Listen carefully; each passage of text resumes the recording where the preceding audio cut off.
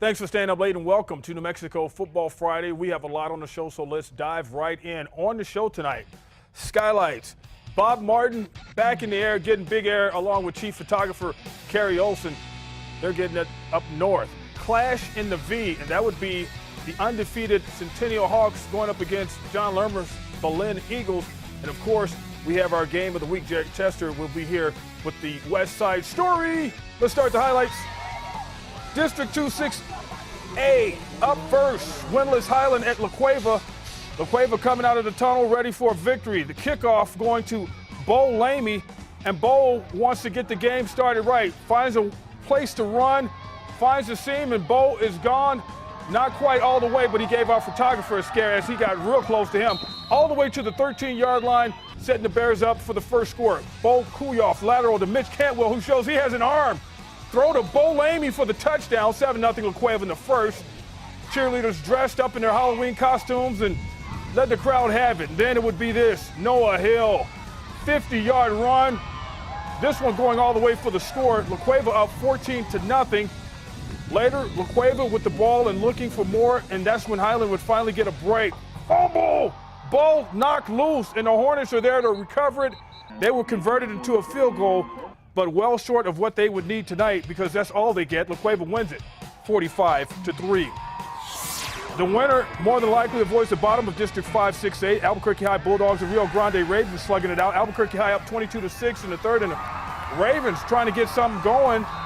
Dominic Gonzalez to Cole Moore for the big gain. Nope, it was an incompletion. Then Gonzalez calling his own number, and Gonzalez going in for the touchdown. Rio Grande Ravens would actually take the lead at one point in this game. And here comes more Rio Grande Ravens. Ball comes out. Albuquerque High with the fumble recovery. Guess what? Albuquerque High converts a field goal with 4 seconds left to win it, 25-22. Dogs have won 3 games this season. More high school scores. Hobbs and Alamogordo. Eagles get the Tigers, 24-14. Farmington handing the Patriots of Mayamira their first loss of the season, 48-27. You know the Cibola Cougars are playing legitimate opponents. They are in our game of the week again. Our Jed Chester has more. Thanks, Van. And yep, the Cougars are in it for good reason.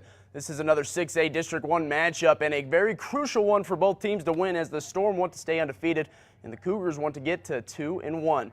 So with that, let's get to the keys. The Cougars are coming off a tough loss to the Rams last week, 51-16. They need to put that loss behind them and bring it to the Storm this week. The Cougs are going to have to step it up on defense. This Stormer team is another high-scoring offense, averaging over 250 yards per game on the ground. The Storm, on the other hand, are coming off 2 big wins against Volcano Vista and Santa Fe with a combined score of 85-0.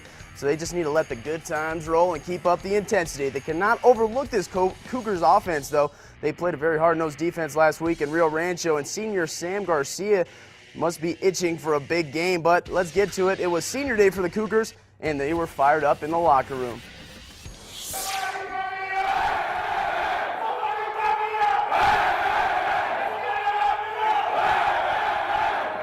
But this Cleveland Storm team also came to play as they would strike first in this one, giving it to their weapon of choice.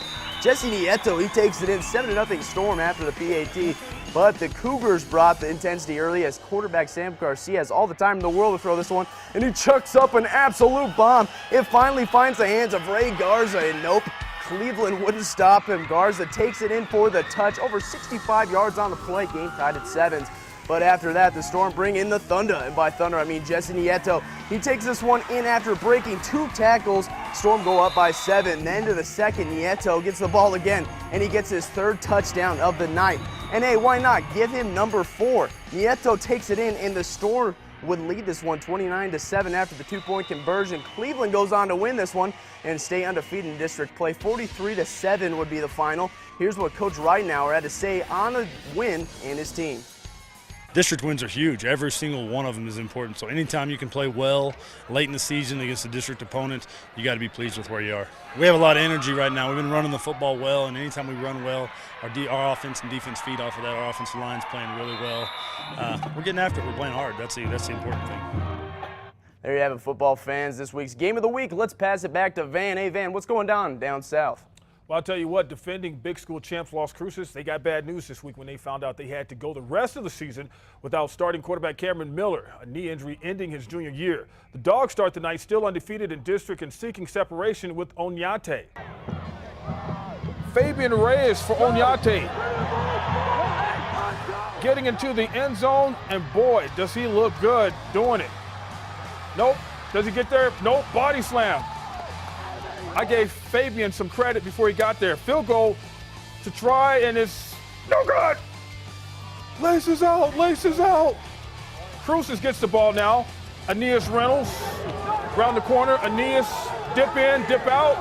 Nice run, knocked out of bounds.